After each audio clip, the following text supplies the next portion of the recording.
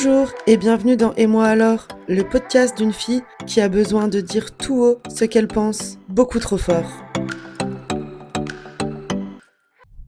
Et coucou la commu, je vous retrouve aujourd'hui pour un nouvel épisode questions-réponses avec Mathieu, mais ce coup-ci on va essayer de rentrer un peu plus dans du sérieux, que ce soit moi dans mon domaine qui serait plus les animaux, l'éducation, la photo peut-être, ou voilà, c'est tout ce qui est la com animale, tout ce qui est un peu plus mon secteur, et pour Mathieu, tout ce qui va être un peu plus des questions autour du strong, de la diététique, etc.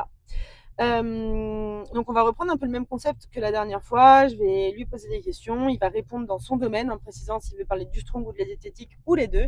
Et moi, je répondrai de la même façon sur mes domaines à moi. C'est parti ? C'est parti. Alors, quel est le mythe le plus répandu dans ton secteur qui doit être démystifié ? Alors, je dirais Strong ou diète ? dans les deux. Ok. Donc, je pense qu'à chaque fois, je vais faire strong et diète. Ok. Donc, en strong, je dirais que ce qui doit être vraiment démystifié, ça va être le manque d'intérêt pour l'haltérophilie. Que souvent, les gens qui veulent faire du strong n'ont pas pris conscience de l'importance en fait de l'haltérophilie. Ils veulent de suite toucher les outils de strong, alors qu'en fait le strong c'est un sport extrêmement complet, extrêmement technique, et souvent en fait ils négligent complètement on va dire les bases, donc l'haltérophilie, le power et le renforcement musculaire, qui pour moi est vraiment la base de tout. Et ils veulent de suite mettre lourd, alors qu'ils n'ont aucune compétences techniques, ils n'ont pas le corps préparé pour, ils sont pas assez solides, et ils veulent de suite mettre lourd. Et c'est ce qui fait qu'au mieux, ils ne progressent pas au bout d'un moment, et très souvent, ils finissent par se blesser. Et en nutrition, je dirais que ce qu'il faut absolument se sortir de la tête, c'est que le manque d'intérêt pour la micronutrition, donc tout ce qui est vitamines, minéraux et oligo-éléments, qui souvent les gens s'intéressent qu'aux protéines, lipides, glucides, et encore, et, en fait c'est effleurer le sujet, et c'est pas le plus important. Ok. C'est marrant parce que moi en diète, tu vois, j'aurais dit que il fallait démystifier le fait qu'il ne faut pas manger de glucides pour maigrir. Ou manger moins pour maigrir. Oui. Tu vois, ça c'est des grosses croyances Alors que les gens font beaucoup l'erreur, ouais. Qui sont, je pense, plus importantes à grande échelle. Si tu veux aller sur ce sujet-là, oui, tu as raison. Souvent, très très très souvent, on pense que pour perdre du poids, perdre du gras, il faut moins manger, alors qu'en fait, c'est tout l'inverse. Il faut manger plus. Là, d'ailleurs, j'ai eu un message aujourd'hui d'un de mes clients en nutrition.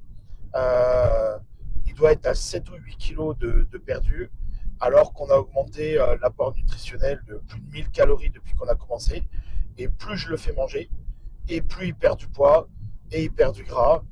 Je peux penser aussi à Claude, qui a perdu presque 30 kilos là, en quelques mois. Je le fais manger plus. Et donc oui, peut-être que c'est encore plus important d'appuyer là-dessus. Manger plus pour perdre du poids. Oui, je me permettais d'intervenir parce que moi, c'était vraiment une fausse croyance que j'ai encore beaucoup de mal à... Alors je le sais, mais c'est tellement ancré parce que c'est tellement des choses qu'on entend depuis toujours, surtout quand on a eu tendance à être plutôt gros. C'est ce que les médecins nous ont toujours dit, les nutritionnistes, etc. Et du coup, c'est en côtoyant Mathieu que j'ai compris que c'était tout l'inverse et que c'était des conneries. Et c'est une croyance qui est tellement ancrée que même si je le sais aujourd'hui, j'ai encore beaucoup de mal à le conscientiser. Bref, dans mon milieu à moi, le mythe le plus répandu dans mon secteur qui doit être démystifié.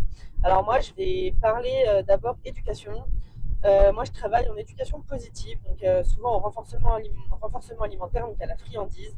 Et j'aimerais démystifier le fait que le fait d'apporter une friandise pour valider une bonne action de notre animal, c'est le rendre accro aux friandises et le rendre irrespectueux parce que voilà, c'est pas le cas si c'est apporté normalement, si on met des limites, si on met des règles, c'est pas plus invasif que n'importe quel autre type d'éducation. Dans mes autres domaines, en photo, un mythe qui doit être démystifié. J'aurais bien voulu parler tarifs, mais bon, c'est. Moi, Ou j'en la ai un. durée de travail. Hein, J'en ai un. vas-y. Avec mon iPhone, ça suffit. Ah oui, oui. Ah, quand j'entends ça, alors que moi, je vois les photos que je fais avec l'iPhone, alors pour de l'amateur, c'est très bien. Et quand après, je vois les photos que tu es capable de sortir avec ton appareil, ton œil et ce que tu es capable de faire, les gens qui disent qu'avec un iPhone, ça suffit, mais vous n'avez jamais pris les services d'un vrai photographe professionnel. C'est pas possible de dire une bêtise pareille. Oui, c'est vrai, je suis d'accord. Après, moi, en général, à ces gens-là, je leur réponds oui, c'est vrai. Ça suffit pour la vie, pour la vie de tous les jours. Oui, si Mais tu veux pour des belles des photos belles photos, d'un magnifiques, beau souvenir, ça suffit pas. tu veux sortir des photos dans ton salon en Oui, pour 1 faire un mètre par 2 mètres, agrandissement, machin, clairement, avec un iPhone, c'est avec dégueulasse. un iPhone, c'est une mosaïque. Alors que toi, ce que tu es capable de sortir, mais. Ou sinon, ils sont tombés que sur des photographes. Ouais, mais du coup, tu vois, ça Pas revient bon. un peu à l'idée du tarif, parce que souvent, le frein que les gens disent l'iPhone, ça suffit, c'est qu'ils trouvent qu'un photographe, c'est trop cher. Sauf qu'en fait, les gens ne se rendent pas compte, c'est la durée du travail qu'on a Ah derrière. oui, Parce que le temps qu'on passe avec le client, c'est un dixième de et tout le encore. travail qu'on a, sans parler de l'investissement en argent. Le matériel, c'est titanesque. Il faut avoir un ordinateur qui supporte Photoshop. Photoshop, c'est un très gros logiciel. Photoshop, c'est un abonnement mensuel, sans parler de l'appareil photo, des cartes mémoire, des batteries, des objectifs, de l'essence, de déplacement, l'amortissement de la voiture. Et puis, voilà, moi, je pars sur un shooting, on va dire qu'une photo égale 45 minutes de travail derrière. Donc, imaginons que vous preniez 10 photos, je vous laisse faire le calcul, ça fait beaucoup d'heures. Donc, si vous ramenez au taux horaire, plus l'investissement matériel, plus l'URSSAF, plus les impôts, plus tout ça, en fait, au final, il ne reste pas grand-chose en taux horaire. Et les gens ne se rendent pas vraiment compte de ce qui se cache derrière un tarif photographe, quoi. Puis je dirais, pour le coaching, c'est exactement pareil.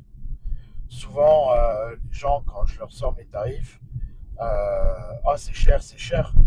En fait, tu vois pas toutes mes soirées à répondre à vos messages, analyser vos photos, vos vidéos, passer des heures et des heures à faire les programmes d'entraînement, tout l'accompagnement, le suivi, et puis les heures et les heures et les heures et les formations que j'ai passées. Ah, t'as mis un métronome là. Mais comment j'ai fait ça? Ah, c'est là. C'est mon ventre parce que je suis grosse. Et après, toutes les formations et les heures de recherche qu'on fait. Je dirais de toute façon, ça c'est valable dans tous les métiers de service. Oui, c'est vrai. Service, mais surtout service non vital. Service loisir, on va dire, entre guillemets. Ouais, Tu vois. après c'est un investissement, c'est comme tout. Tu t'organises, je vais prendre le cas du mariage pour toi. Tu veux te marier, c'est le plus beau jour de ta vie, je mets des grosses guillemets. Et tu veux pas prendre les services d'un photographe professionnel parce que c'est cher, c'est quand même super dommage parce qu'une fois que la journée est passée, la seule chose que tu vas garder, c'est ta robe et tes souvenirs. Et tes yeux pour pleurer. Et tes yeux pour pleurer parce que si c'est tes copains avec l'iPhone qui font les photos, ça va pas être la folie. Et pour le coaching. Après, moi je trouve, tu vois, sur un mariage, les photos à l'iPhone, c'est aussi hyper important parce que tu es au cœur de l'action. Et du coup, tu n'as pas du tout la même émotion et la même ambiance sur les photos de tes potes qui ont fait à l'iPhone que les photos du Mais photographe. c'est pour ça que je trouve l'idée du fameux, si on avait vu une fois, un QR code et en fait, en gros, T'envoies toutes tout tes le monde photos. charge les photos Ouais. sur le QR code. Je trouve ça cool parce que c'est des petits moments volés et ça peut être sympa, ça peut être des anecdotes. Par contre, tu veux la photo avec ta robe de mariée, prêt d'avoir lâché des centaines d'euros chez le coiffeur, le maquilleur, la robe qui a coûté une blinde, la location du lieu et tout. Et là, tu as juste des photos iPhone. Je trouve ça dommage. Ah, je suis d'accord. Et pour en revenir au coaching, tu es passionné, tu veux faire du sport, tu veux avoir des résultats, tu veux pas mettre le prix dans un coach et en même temps, tu es en loisir, tu fais ça juste pour t'amuser, c'est ok. Tu as des ambitions de vouloir gagner des titres et de faire de l'inter. Le meilleur investissement, c'est quand même de mettre ça dans un coach compétent qui va te faire gagner des mois, des semaines, des années d'évolution et qui va te permettre de pouvoir arriver à ton objectif le plus rapidement possible. Et surtout, si le coach est compétent, sans te blesser et sans te faire du mal. Oui, bon, après, la blessure n'est pas que dépendante de ton coach. Oui, mais D'accord. si tu fais n'importe quoi, tu augmentes la probabilité de te blesser. Tout à fait. Question suivante. Qu'est-ce qui vous a poussé à vous lancer dans ce domaine en tout premier lieu? Alors, moi à la base, je viens du bodybuilding. J'ai dérivé dans le strong parce que je voulais faire j'avais fait le tour de ce que j'avais envie de faire dans le bodybuilding et j'ai toujours été passionné par les hommes forts, bien avant qu'on voit ça sur l'équipe 21, etc. Et donc en fait, c'était un petit peu rester dans mon domaine de la musculation et aller dans un sport complet où on pouvait toucher un peu à tout et il y avait ce côté ludique qui me plaisait. Donc on va dire c'est plus par attirance. Et comme j'ai un peu de mal à faire les choses à moitié, du coup, Espèce d'autiste. je me suis spécialisé là-dedans et j'adore ça.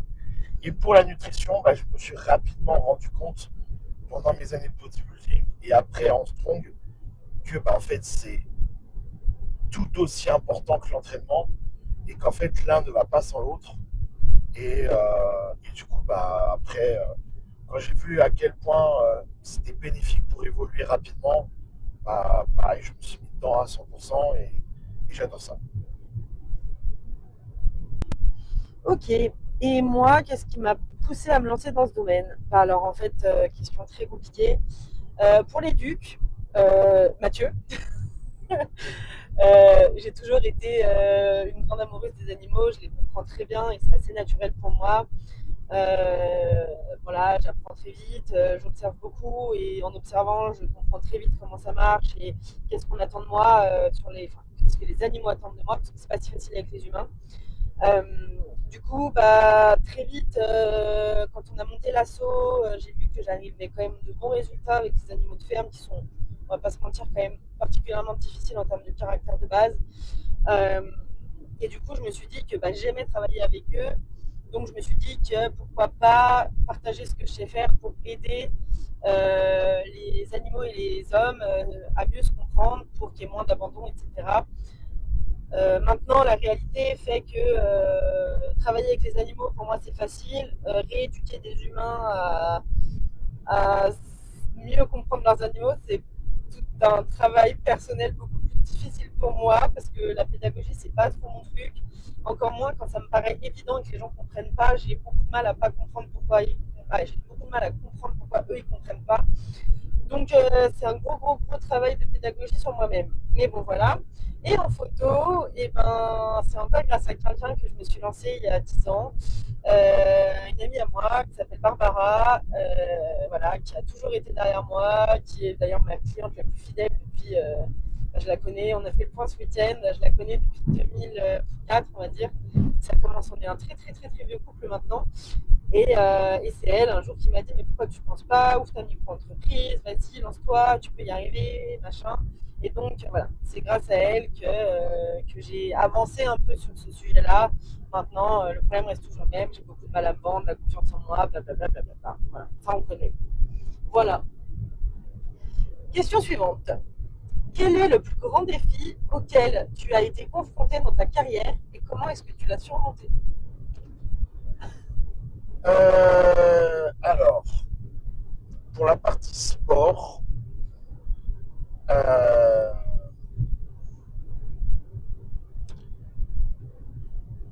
ah, en tant que coach, le plus gros défi, je dirais que c'est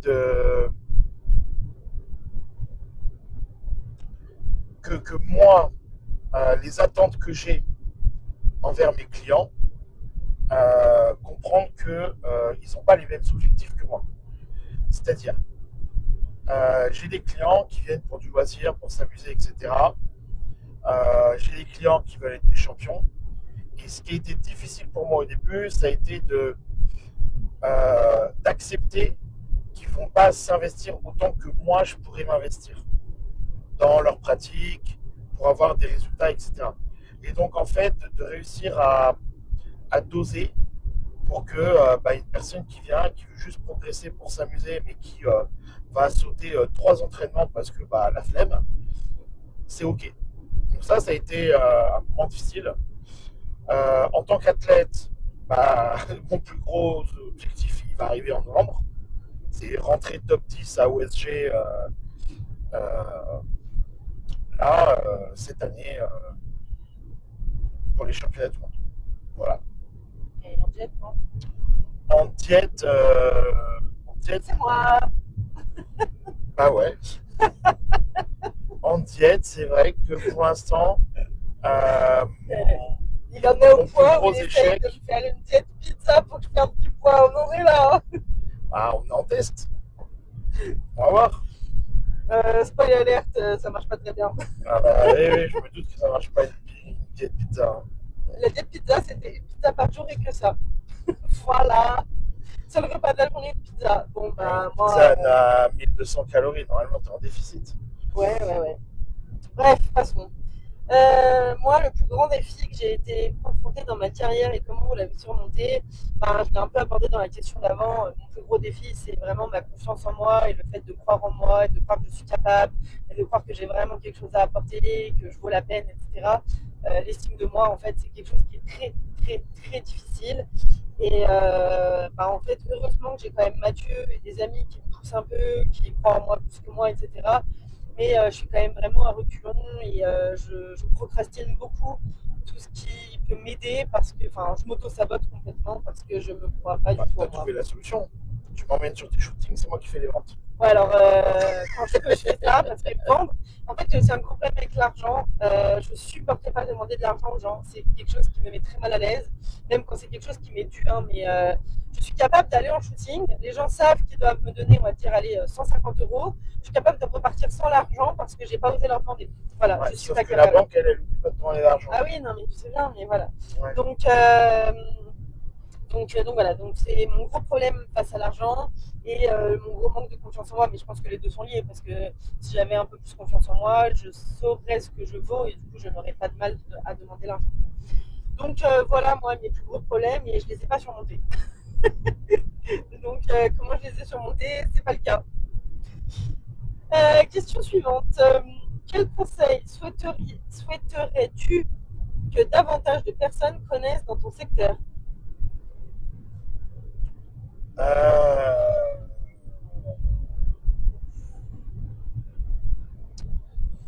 Alors, dans le sport, et en particulier le strong,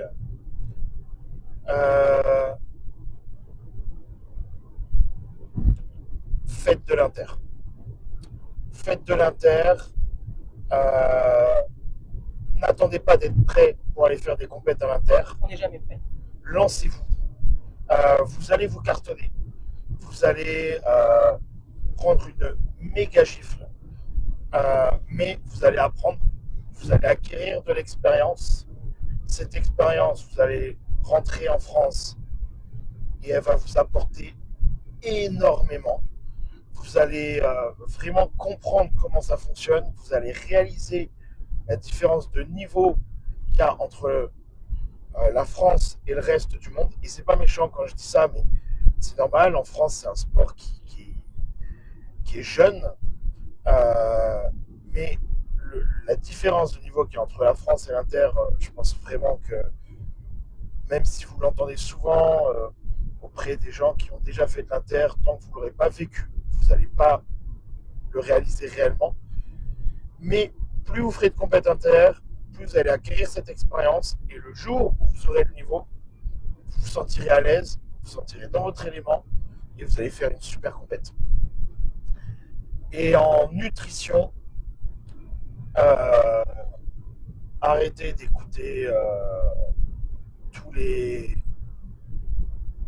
pseudo-diététiciens, nutritionnistes d'internet parce qu'il y a beaucoup de conneries et faites preuve de bon sens en fait. À un moment donné, en nutrition, je pense que c'est surtout ça. Arrêtez de chercher le régime miracle. Il n'y a pas de régime miracle, ça n'existe pas. C'est que du bon sens. Voilà. Si ça a un emballage, ça se mange pas. Si c'est transformé, ça se mange pas. Si ça a besoin d'une pub télé, ça se mange pas. On est d'accord qu'une pizza, quand elle sort du four à bois, il n'y a pas d'emballage. C'est légèrement transformé. c'est que des ingrédients sur une pâte à pain. Voilà. Et pas donc c'est pas transformé. C'est que des bonnes choses sur une bonne chose. Moi, Voilà. je vois pas quel est le problème avec la pizza. Vraiment, voilà. Non, mais voilà, c'est juste du bon sens. À un moment donné, là, on rigole, mais euh, pomme compote, on choisit la pomme. Riz frites, on choisit le riz. Légumes verts et ces espèces de soupe de fruits et de légumes lyophilisés. Non, on prend des vrais. Manger de la vraie nourriture. Et ben, ça fait pas rêver. Non, je rigole, hein. Quel conseil souhaiterais Eh ben, j'ai pas de conseil. Euh, alors moi, si j'ai un conseil qui va être surtout sur les animaux en général, qui sera pas forcément que sur les ducs, mais globalement sur les animaux. Ça peut s'agir d'éducs, de comportementalistes, de vétérinaires, d'ostéopathes animaliers, tout ça. Euh, Ils savent pas tout. Ils n'ont pas la science infuse. Et n'hésitez pas si il y a quelque chose qui vous semble bizarre, si votre chien, votre animal n'évolue pas, si sa santé est toujours moyenne, consultez un autre. En fait, il y a beaucoup de professionnels dans le milieu animalier. Et c'est ok, en fait, c'est pas une trahison que de consulter un confrère, c'est pas une trahison que d'aller voir ailleurs comment ça se passe. Et plus vous allez différencier et voir différentes façons d'approcher, etc., plus votre approche sera complète et plus vous avez de chances d'aider votre animal, que ce soit pour un problème de santé, de comportement ou quoi que ce soit. Donc voilà, moi c'est vraiment ça que je voudrais souligner parce que le nombre de fois que j'ai vu des animaux avec des graves problèmes de santé et leur veto ne trouvait pas, mais les gens restent cantonnés à ça, ils pensent que c'est un truc inédit. Mais non, en fait, il faut arrêter de croire qu'il n'y a que des problèmes inédits. Et il y a plein d'autres vétos en France, il y a plein d'autres vétos dans le monde. Il suffit de prendre sa voiture, son animal, ou même ne serait-ce que passer un coup de fil et faire des mails avec des photos ou des comptes rendus. Et il y a des vétos qui pourront certainement vous trouver des solutions. Donc il y a beaucoup de problèmes et il y a aussi les solutions qui vont avec. Il suffit juste de s'en donner les moyens et d'accepter d'avoir un avis différentiel. Alors moi, du coup, je vais rebondir un petit peu sur ma partie par rapport à ce que tu viens de dire, parce que ça m'a fait penser à un truc super intéressant. Vous n'êtes pas marié avec un coach. C'est Avec ok un professionnel. avec un professionnel, mais du coup, moi, je Oui. parlais du coaching. Vous n'êtes pas marié avec un coach. C'est ok de se séparer de son coach. Et si un coach le prend mal parce que il vous a formé jusque-là et qu'à un moment donné, vous voulez voir autre chose, en fait, vous avez raison de voir autre chose. Un coach, c'est un contrat professionnel entre une personne qui a des connaissances et une personne qui veut acquérir des connaissances. Si vous avez l'impression d'avoir fait le tour avec votre coach, c'est ok. Je vais prendre mon exemple à moi, très personnel. J'ai été coaché par Jean-Stéphane Corabeuf. Quand je lui ai dit que je voulais arrêter et voir autre chose, il s'est jamais vexé. J'ai été coaché par Jean-François Caron, une personne qui maîtrise un petit peu dans le milieu du strong. Quand j'ai voulu arrêter avec lui, c'était ok. Il n'y avait pas de problème en fait. Maintenant, je suis avec MST System, tout se passe très bien. Et si un jour j'ai l'impression que je tourne en rond, ce sera ok que j'aille voir ailleurs. Ça, c'est le premier point. Deuxième point, et ça rejoint un peu ce que tu disais, si à un moment donné la confiance est rompue entre le coach et le client, en fait, ça ne marchera plus du tout. Il faut qu'il y ait une confiance absolue. Et moi, j'ai vu, je l'ai beaucoup vécu, des clients qui, du coup, préféraient aller écouter d'autres sons de cloche alors qu'ils étaient en contrat avec moi. En fait, quand je l'ai senti, j'ai arrêté de suite parce que il faut avoir vraiment une confiance en son coach. Il a une vision globale, il a une vision sur le long terme. Et si vous n'avez plus confiance en votre coach et que vous commencez à écouter des sons de cloche ailleurs, arrêtez tout de suite avec votre coach, ça ne marchera plus du tout. Donc voilà. Question suivante. Ouais. Alors, comment te tiens-tu au courant des dernières tendances et les changements qu'il y a dans tes domaines? Ah, ça, c'est du travail quotidien de tous les jours. Vous savez, le temps où vous passez avec votre meuf, vos enfants, vos animaux, et moi je le passe toute seule. Non, mais t'exagères. Faut être. En fait, faut. c'est un travail de tout temps. C'est-à-dire que la première étape, c'est déjà de se faire un réseau. Pas forcément les personnes les plus influentes sur les réseaux sociaux auront les informations les plus pertinentes. Donc en fait, il faut avoir dans son répertoire les contacts des personnes qui sont vraiment au courant de tout, qui sont vraiment influentes. Souvent, c'est des personnes qui sont un peu plus dans l'ombre, les personnes les plus importantes. Après, évidemment, il y a les réseaux sociaux. Euh, Être au courant à l'avance des bouquins qui vont sortir, des podcasts, je dirais s'améliorer en anglais, un truc que j'essaye de faire aussi parce que les informations dans le Strong, c'est Royaume-Uni, États-Unis, donc voilà, faut au moins avoir des petites notions basiques, même si je suis pas le meilleur, je le reconnais. Merci Google Translate, mais voilà. Et après c'est fouiner partout et tous les jours et tout le temps. Et voilà. Ouais, moi j'aurais dit du coup cultiver sa curiosité. Ouais. Et c'est tous les jours qu'il faut le faire. Et moi, de mon côté, c'est à peu près la même chose. Moi, ça va beaucoup être sur Instagram, sur des webinaires, des formations. Mine de rien, pour ceux qui n'ont pas les moyens de faire des formations, parce que c'est aussi mon cas, hein, on revient pas là, il existe beaucoup, quand on est curieux, de formations gratuites, de semaines d'immersion gratuites, de webinaires gratuits, ou même les webinaires, souvent c'est quand même dans des tarifs très abordables si le sujet est vraiment très intéressant. Mais en fait, il ne faut pas hésiter, surtout quand vous avez l'opportunité de vous inscrire à des trucs gratuits. Vous n'avez aucune excuse de ne pas le faire en fait. Allez-y, prenez l'expérience. Peut-être ça c'est pas intéressant, peut-être c'est pas votre façon d'approcher les choses, mais au moins vous en saurez plus, même si c'est pas votre façon de faire. Moi je trouve que c'est hyper important de savoir aussi ce qui se fait ailleurs, même si c'est pas quelque chose qui nous correspond. Moi, je suis anti-frappage sur les animaux. Et je regarde pas des vidéos où les animaux sont frappés, mais je me renseigne aussi sur l'éducation coercitive. Alors, je ne la pratiquerai jamais, mais qui me dit que demain, je vais pas avoir un client où son chien a été détruit par une éducation un peu trop coercitive et que j'aurais besoin de rattraper ça. Si je ne sais pas comment il travaille, je ne peux pas mettre les solutions en place en face. Donc, en fait, je trouve ça hyper important aussi de savoir ce qui se fait, mais qu'on n'aime pas. Enfin, en tout cas, ou qu'on est contre, ou tout ça. Quoi. Et puis de toute façon, tu peux pas en parler. Si tu sais pas, tu te renseignes pas sur les méthodes des autres, en fait, du coup, derrière, tu peux pas le déconstruire pour le reconstruire à ta sauce. Complètement. Et ça, c'est valable dans tous les domaines. Typiquement, moi, quand j'étais plus jeune, je suis allée voir mon corrida, j'ai toujours été anti-corrida. La différence, c'est que maintenant, je sais pourquoi. Oui. Et bon, je vais être honnête avec vous, j'avais pas besoin d'y aller pour savoir pourquoi. Voilà. Ouais. Tu vois, moi, par exemple, en nutrition, il y a beaucoup de régimes, je suis complètement contre. De toute façon, en règle générale, je suis contre les régimes. Mais pourtant, je les ai tous testés au moins une fois. Pour savoir comment ils fonctionnent, pour savoir.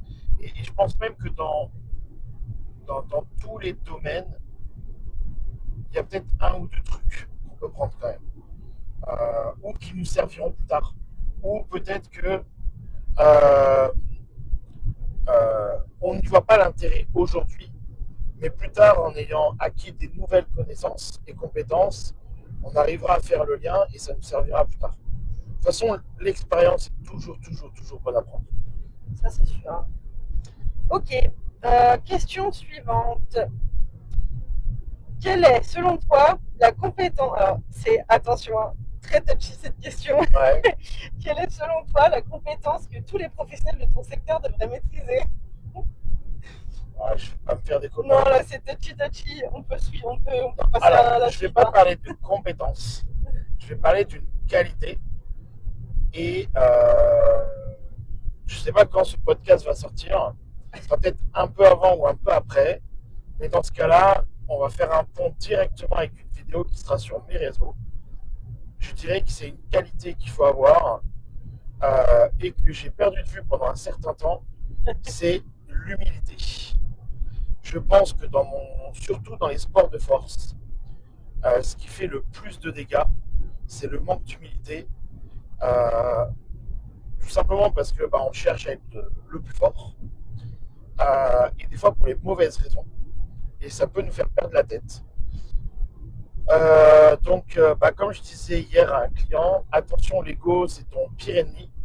Euh, il faut chercher à devenir meilleur sans chercher à être le meilleur.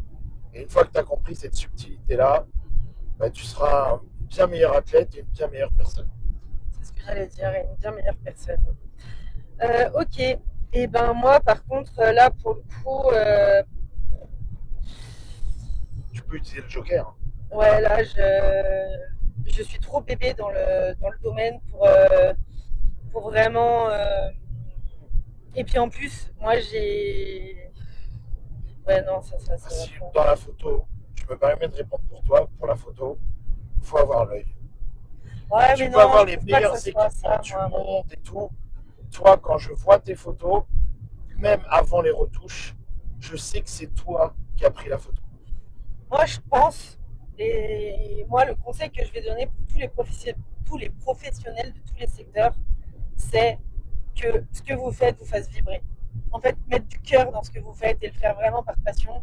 Et c'est de cette façon-là que vous donnerez le meilleur de vous-même. Si c'est pour faire l'activité que vous faites ou enseigner ce que vous faites, ou bref, pratiquer l'activité que vous faites professionnellement et que vous faites à reculons et que ça vous saoule, bah arrêtez en fait. Ouais. Alors, je ne parle pas de travail alimentaire, là, je parle bien d'activités auto-entrepreneuriales ou des choses vraiment, des activités de cœur. Il faut vraiment y mettre du cœur. Si on n'y fait pas avec le cœur, ça ne sert à rien. Autant tout arrêter et partir être vendeuse ou voilà, autant faire un travail alimentaire plutôt que se casser la tête à être à son compte pour pas y mettre du cœur et du coup bah je trouve que ça se ressent. Voilà. Un professionnel qui va mettre du cœur dans ce qu'il fait, et ben tout de suite on sent la différence. Quoi. Et moi je le vois dans mes photos. Hein. Entre deux shootings, un shooting qui me hype de fou, où j'ai un bon feeling avec les gens et tout, bah, même moi quand je regarde mes photos, je me dis ouais là il y a de l'émotion, là il se passe vraiment quelque chose. Quand je connais les animaux, je dis ouais là je reconnais vraiment son caractère dans ses photos. À l'inverse, si c'est un shooting qui me hype pas, où j'ai pas un bon contact avec les gens au téléphone, mais que je me dis ah il faut quand même rentrer de l'argent et que j'y vais, bah, les photos elles sont plates. Alors que pour autant, j'ai fait la même chose. J'y suis allée, j'ai vu les animaux, j'ai vu les gens, j'ai appuyé sur un bouton, mais il ne se passe pas la même chose. Et je suis persuadée que pour les clients, c'est pareil. Je suis persuadée que les clients avec qui le feeling passait bien et où c'était bien, bah, eux, ils ont passé un super moment. Et à l'inverse, les autres, ben, je suis persuadée que dans leur tête, c'était pas un super moment. Donc voilà. Donc mettez du cœur dans ce que vous faites. Ouais, je suis d'accord. Ah, je t'en bouge un point. Hein. Oh, mais je ressens la même chose aussi dans le coaching, donc je suis complètement d'accord. Euh, alors, question suivante. Avez-vous déjà fait, donc as-tu, parce que je lis bêtement, mais, Ouais. as-tu déjà fait une grosse erreur dans ton activité et qu'est-ce que tu en as appris? Bah, ça va faire un peu écho à la question suivante, Non, précédent. précédente, pardon. Euh, j'ai perdu de vue l'essentiel de pourquoi je voulais faire ce sport, pourquoi je voulais le partager avec nos événements, nos compétitions, euh, le coaching, transmettre l'expérience, les compétences, les connaissances que j'ai acquises. Et au lieu d'être tourné vers les autres avec cette envie de vouloir faire progresser le strong euh, et partager, échanger, bah, je l'ai fait un peu trop centré autour de moi et je pense que du coup, j'ai vraiment perdu la tête pendant un petit moment. Et, euh, et la leçon que j'en ai tirée, c'est que, comme tu l'as dit à l'instant aussi, quand tu arrêtes de le faire par passion, en y mettant du cœur et des bons sentiments, bah, en fait, ça finit forcément par te tomber dessus. Donc, voilà, se recentrer sur l'essentiel et refaire les choses par passion, par envie de partage et, et en n'y mettant que des bons sentiments. Voilà. Ok. Ouais, c'est un beau message. Moi, des erreurs dans mon travail, bah, je fais jamais d'erreur. Déjà, je suis parfaite. T'as pas bien écouté ce que je viens de dire. Non, alors dans l'éduc, je peux pas trop en parler parce que l'activité est pas lancée, donc pour le moment, je peux pas parler d'erreurs. Après, des erreurs avec les animaux, j'en ai fait et on en fait tous. Et voilà, mais les animaux sont des très bons maîtres d'école et ils pardonnent vite. Ils pardonnent vite et ils nous permettent vite de nous racheter et de faire différemment. Euh, dans la photo, des erreurs que j'ai fait, bah, moi, là, du coup, je vais parler un peu moins psycho, mais un peu plus technique. Je pense en l'occurrence à un shooting de Noël où j'ai pas vérifié mes réglages et où j'ai enregistré toutes mes photos en JPEG très basse qualité. Et j'ai plus ou moins rattrapé ça. Les clients y ont vu du feu, mais c'est une énorme erreur qui devrait pas. Enfin voilà, c'est impardonnable, quoi. C'est une erreur technique énorme qui m'a pas forcément appris la leçon parce que je l'ai reproduit cette erreur. Bon, maintenant j'ai retenu la leçon, mais voilà, en erreur technique, il y a eu ça. Et puis sinon, en grosse erreur, ça fait un peu écho encore avec la question d'avant, mais accepter, en fait, entre guillemets, me prostituer, c'est-à-dire accepter des choses que j'ai pas envie de faire parce que j'ai besoin d'argent. Et en fait, ça me correspond pas. Et par exemple, les mariages, maintenant je fais que des animaux, mais j'ai eu fait des mariages, j'ai jamais aimé ça, mais ça rend beaucoup d'argent. Et puis du coup, fatalement, j'ai eu des mariés qui n'étaient pas contents. Bon, alors qu'en l'occurrence, je mets quand même des guillemets à ça, parce que moi, les photos de ce mariage-là, en l'occurrence, j'ai trouvé très bien. Mais en fait, eux n'avaient pas regardé ma touche à moi, n'avaient pas regardé mon style, et ils se sont juste jetés sur un prix attractif parce que j'étais trop peu chère. Et ça aussi, c'est une leçon que je pourrais tirer. Ne pas brader ses tarifs parce que c'est pas gage de qualité. Même si on ne va pas reparler des problèmes d'argent et des problèmes, j'ai du mal à demander de l'argent aux autres, mais demander des tarifs trop bas, c'est pas du tout gage de qualité et c'est pas du tout vendeur entre guillemets, quoi. Donc voilà. Depuis qu'on est ensemble, je t'ai fait monter tes tarifs. Oui, la réponse en est, je demande plus l'argent aux clients. Oui, mais parce qu'à un moment donné, moi, quand je te voyais bosser jusqu'à 3h du matin pour 5 € la photo, merci quoi. Oui. Donc voilà, finalement, j'avais des choses à dire sur cette question. Question suivante. Bon, si elle t'inspire cette question, je te laisse la prendre, mais moi, elle ne m'inspire pas. Quelle est la tendance future de ton secteur qui te passionne le plus? Oh si, en fait, j'ai des trucs à dire. Alors, je vais commencer par la nutrition, là, pour le coup. C'est pas que ça me passionne, mais ça m'intrigue toujours le prochain régime à la mode. Je trouve ça toujours passionnant de voir à quel point les gens sont créatifs pour réussir à inventer un nouveau régime à la mode en pensant que, alors à la fois le créer et voir l'engouement que ça peut avoir au grand public de suivre le dernier régime à la mode comme si ça y est c'était le Saint Graal et qu'on avait trouvé la solution pour tous perdre 30% de masse grasse alors que le régime existe depuis toujours et que c'est juste du bon sens. On en revient à ce que je disais tout à l'heure. Et dans le strong, par contre, là, c'est différent. Ce qui me passionne, ça va être de réussir à professionnaliser le strongman en France et faire en sorte qu'on puisse en vivre. Voilà, parce que je pense vraiment qu'en France, on est dans cette nouvelle ère de... on va commencer dans les années à venir à avoir des personnes dans le strong qui peuvent en vivre. Alors, quand je dis peuvent en vivre, attention, je ne dis pas de strongman professionnel. Il n'y a que la catégorie homme open qui peut en vivre. Et encore, je parle vraiment de créer une économie autour de ce sport qui fera que certaines personnes arriveront à, comme on dit, lâcher un job alimentaire pour vivre de toutes les activités professionnelles qui seront capables d'être développées autour de notre pratique. Et à l'international, on voit que les femmes open commencent à se professionnaliser et je trouve ça absolument génial que là depuis 2-3 ans les femmes open commencent à avoir de la hype, à pouvoir toucher des gros chèques en compétition Donc je suis curieux de voir jusqu'où ça peut aller.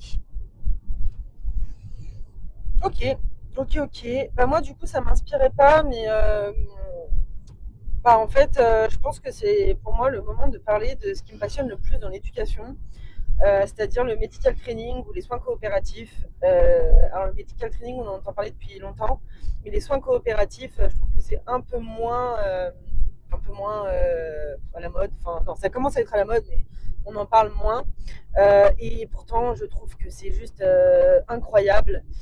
Euh, donc voilà. Donc moi vraiment, le futur pour moi dans l'éducation et en tout cas voilà, dans le quotidien avec les animaux, c'est de pouvoir faire des soins avec leur approbation, leur coopération, et que ça arrête d'être des moments de stress et de tout ça. Et j'envie le jour où les vétérinaires seront partenaires de tout ça et qui nous laisseront, nous, éducateurs en soins coopératifs, venir bah, juste pour positiver le vétérinaire avec les animaux pour que bah, même eux, par la suite, ils puissent encore mieux procéder aux soins, etc. Et voilà. Donc, ça, c'est vraiment quelque chose qui me hype de fou. Question suivante. Ouais, je trouve que. Oh, pardon. Je trouve qu'elle est un peu redondante. Ah, la nature peinture, hein. Si quelqu'un débute dans votre domaine, quel est le meilleur conseil que vous puissiez lui donner? Un seul, une phrase. Une phrase. Polémique pas. Je polémique pas. Intéresse-toi à ton sport, à son histoire et à ses racines. Tu comprendras mieux ce que tu fais. Ok. Et ben, Et pour la nutrition, pardon, je te coupe, du bon sens. dans ta vie, du bon sens en fait.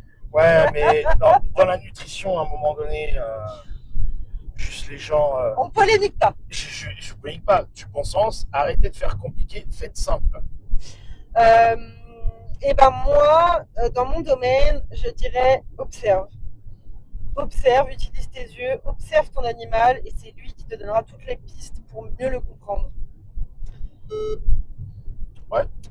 Question suivante, et c'est la dernière de cette série. On aura fait 10 questions, c'est pas mal. 10 questions en 1 heure, c'est pas mal. Ouais, un peu moins d'une heure. Et du coup, on l'a déjà eu la dernière fois, mais sur des sujets bateaux. Ouais. Quel livre, podcast et autres ressources tu recommanderais à quelqu'un qui souhaite en savoir plus sur ce que tu fais? En livre, bah, je l'ai dit l'autre jour, donc c'est Fortissimus. C'est pour moi la Bible. Oui, c'est qui l'a écrit? Je me rappelle plus. En plus, pour l'anecdote, c'est un cadeau de Jean-François Caron. C'est Jean-François Caron qui m'a offert ce livre et qui me l'a envoyé du Canada. Et en anglais? Non, il est en français. C'est un Québécois francophone qui l'a écrit. Absolument passionnant ce bouquin. Sinon, après, si tu veux être un bon coach, toutes les formations de chez MST System, elles sont absolument super. Et en powerlifting, je dirais toutes les formations de Westside Barbell, qui sont absolument super. Ça, c'est des formations américaines. Est-ce que tu as peut-être des chaînes YouTube, même sur l'histoire du strong? Je pense par exemple à Iron Quest, peut-être. Iron Quest, ça fait 2-3 vidéos, mais c'est pas une chaîne YouTube qui est vraiment sur le milieu du strong. Il y a la chaîne de Mitchell Hooper qui est plutôt pas mal, Martin Lissis, Big Loz qui sont intéressantes. Les podcasts. En podcast, le problème c'est que tous les podcasts sont en anglais ou francophone, anglophone en fait. Donc il y a bientôt le nôtre, mais en francophone autour du strongman. S'il y a aussi la chaîne de Alex Browley qui est intéressante en strongman, et pareil c'est en anglais. C'est YouTube ça? Tout ça c'est YouTube, ouais. Et après sinon, c'est quoi les autres ressources, peut-être des comptes Instagram ou... En compte Instagram, j'aime beaucoup le compte Instagram et la chaîne YouTube de comment il s'appelle? Ça a l'air de l'avoir marqué. J'ai un trou. Ça m'en reviendra pas. C'est un kiné américain qui fait un super truc sur tout ce qui est la biomécanique, la science du mouvement, etc. Ça me revient pas. Ça me revient pas. Mais non, après, le problème, c'est que en francophone, il n'y a rien. Ça va forcément être du britannique ou de l'américain. Ok. Et ben moi, rien de plus.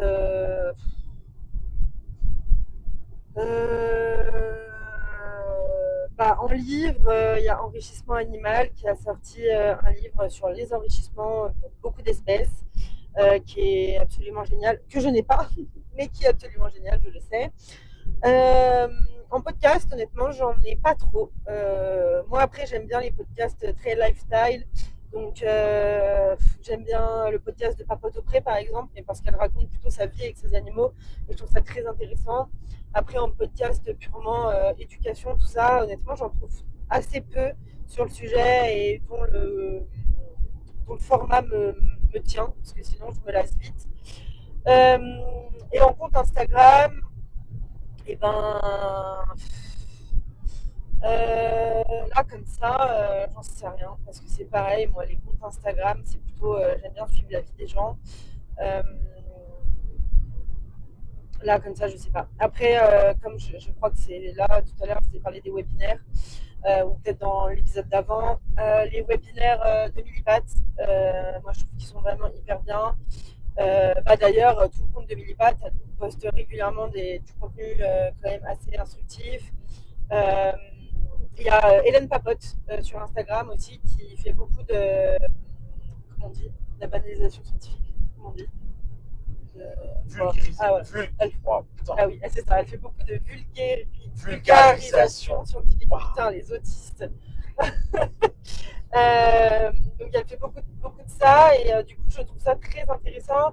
Il y a aussi Canter & Coffee, j'aime bien son contenu, il est vachement intéressant aussi en termes d'éducation physique. Bon, tout ça c'est vraiment dans le monde du cheval, mais moi je fais pas trop de différenciation d'espèces parce que je pense que tout est applicable à toutes les espèces.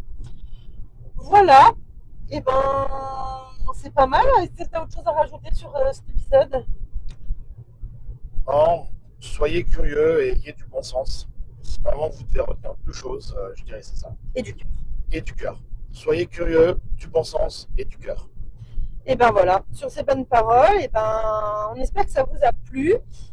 Si ça vous a plu, on peut peut-être penser à refaire ça, mais avec vos questions à vous. On pourrait mettre une boîte de questions sur Instagram par exemple, et vous posez vous-même vos questions et on y répondra dans un podcast. Dites-nous dans les commentaires ou en message privé, donc soit directement auprès de Mathieu sur Mathieu Strongman, soit moi sur Rudy Essie, soit sur l'Instagram de la ferme du Strong. Et si ça vous intéresse, on mettra des boîtes à questions sur nos différents comptes et on y répondra dans un nouvel épisode. Ouais, avec plaisir. Et ben parfait. Et ben je vous souhaite à tous une très bonne journée, soirée, enfin tout ce que vous voulez, comme d'habitude. Et à plus.